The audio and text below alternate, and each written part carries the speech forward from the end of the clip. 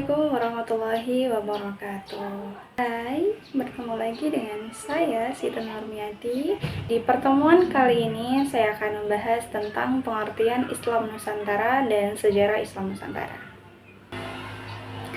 Nah, kita sama-sama tahu kan bahwasanya Indonesia itu dikenal dengan Nusantara pada masa lalu. Nah, Indonesia ini merupakan negara dengan populasi muslim terbesar di dunia. Keunikan ajaran Islam di Indonesia ini terletak pada corak keberagamannya yang toleran, inklusif, dan mampu berakulturasi secara harmonis dengan budaya serta adat istiadat setempat. Corak inilah yang kemudian dikenal sebagai Islam Nusantara. Konsep ini menjadi penting untuk dipahami karena apa? Karena mencerminkan model keberagaman yang menekankan prinsip-prinsip, model yang menekankan pada prinsip-prinsip moderat yaitu wasatiyah, dan menjadi contoh bagi dunia akan Islam yang rahmatan lil alamin, yaitu rahmat bagi seluruh alam. Pemahaman yang mendalam mengenai pengertian dan sejarahnya menjadi krusial untuk melestarikan nilai-nilai kebangsaan dan keberagaman itu sendiri. Pengertian Islam Nusantara. Islam Nusantara secara harfiah itu berarti Islam di wilayah kepulauan Indonesia atau Islam yang tumbuh di Nusantara. Konsep ini merujuk pada praktik dan pemahaman keislaman yang telah mengalami kontekstualisasi dan indigenisasi atau penyesuaian dengan budaya lokal itu sendiri. Nah, di Indonesia atau penyesuaian dengan budaya lokal di Indonesia. Islam Nusantara ini bukanlah mazhab yang baru atau ajaran Islam yang berbeda doktrin dasarnya, melainkan cara berislam yang khas ala Indonesia, hasilnya dialektika antara teks-teks syariat universal dengan realitas sosial budaya dan adat istiadat setempat. Tahukah kamu, kapan Islam datang ke Nusantara? Dan lewat jalur apa sih penyebarannya? Sejarah mencatat, Islam telah masuk ke Nusantara sejak abad ke-7 Masehi, tepatnya di Barus, Sumatera Utara.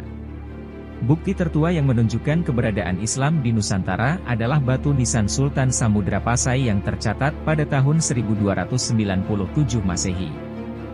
Islam di Nusantara tidak disebarkan secara paksa, melainkan melalui berbagai jalur damai dan adaptif, seperti 1. Jalur perdagangan. Para pedagang muslim memainkan peran penting dalam menyebarkan Islam, melalui interaksi mereka dengan penduduk lokal. Mereka berdakwah di pelabuhan-pelabuhan Nusantara, seperti Aceh, Palembang, Sunda Kelapa, dan Gresik. Mereka menjalin hubungan baik dengan masyarakat lokal dan menyebarkan Islam melalui interaksi sosial dan ekonomi. 2. Jalur pernikahan, perkawinan antara bangsawan muslim dengan bangsawan lokal, membantu memperkenalkan Islam kepada elit masyarakat, dan mereka kemudian menyebarkan Islam kepada keluarga dan masyarakat sekitar. 3. Jalur pendidikan. Didirikannya pesantren dan sekolah Islam, menjadi pusat pendidikan dan penyebaran pengetahuan agama. Para santri yang menimba ilmu di pesantren, kemudian menjadi dai dan ulama, yang menyebarkan Islam di berbagai daerah. 4. Jalur tasawuf.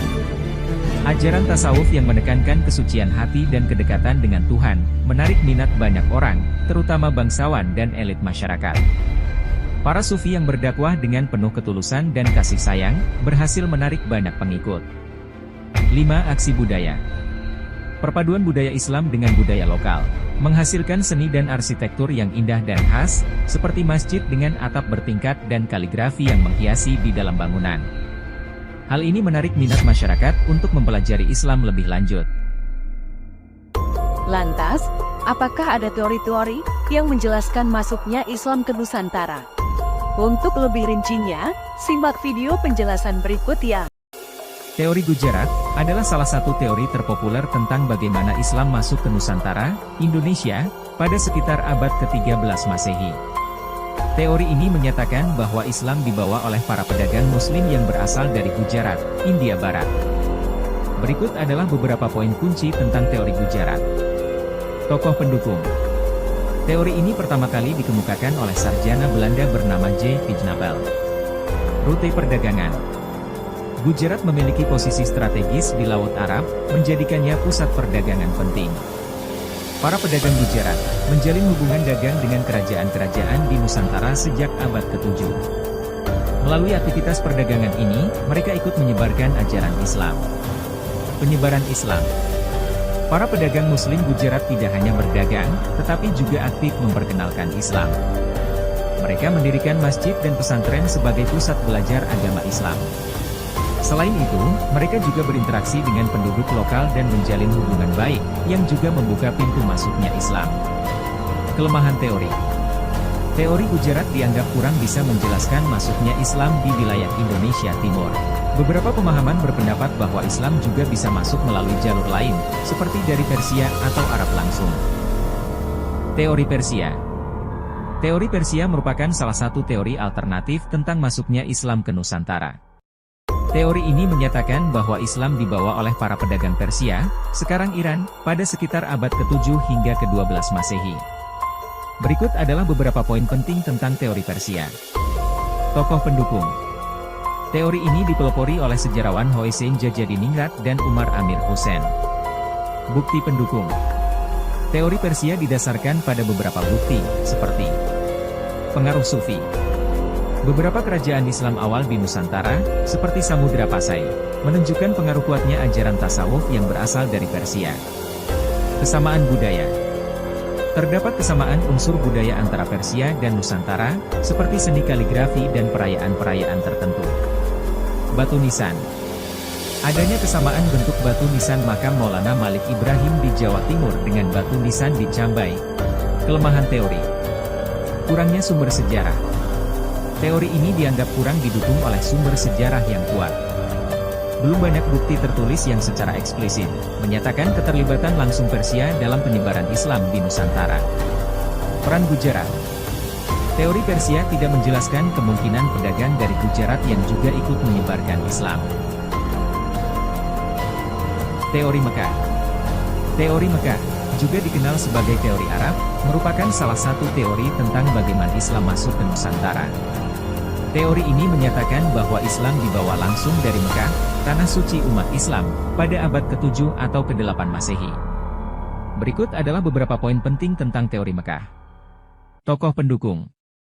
Teori ini dipelopori oleh sejarawan seperti Van Leur, Snow Hurgronje, dan Crawford. Bukti pendukung. Nisan kuno. Bukti tertua keberadaan Islam di Nusantara adalah batu nisan Sultan Samudra Pasai yang didirikan tahun 1297 M, yang menunjukkan hubungan dengan Mekah.